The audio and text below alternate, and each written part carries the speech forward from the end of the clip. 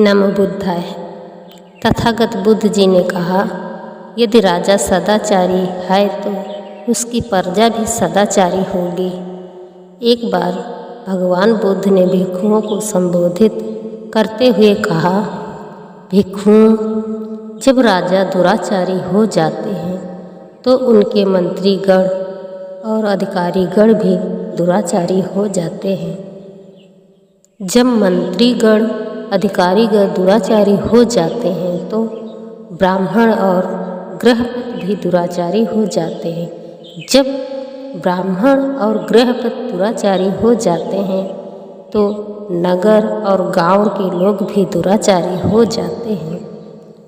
लेकिन भिक्षुओं, जब राजा सदाचारी होते हैं तो उनके मंत्रीगण और अधिकारीगण भी सदाचारी होते हैं।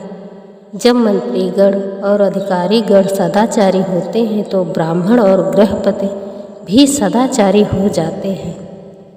जब ब्राह्मण गृहपति सदाचारी होते हैं तो नगरों के नागरिक और ग्रामीण लोग भी सदाचारी हो जाते हैं।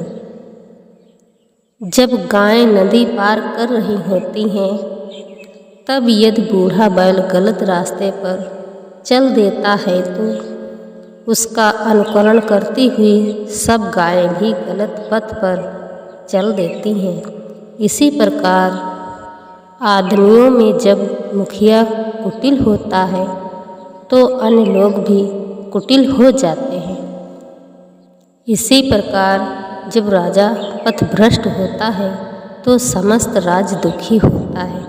जब गायें नदी पार कर रही हों और बैल सीधा जाए तो सभी गायें भी उसका अनुकरण करते हुए सीधी जाती हैं, क्योंकि उसका मार्ग सीधा होता है।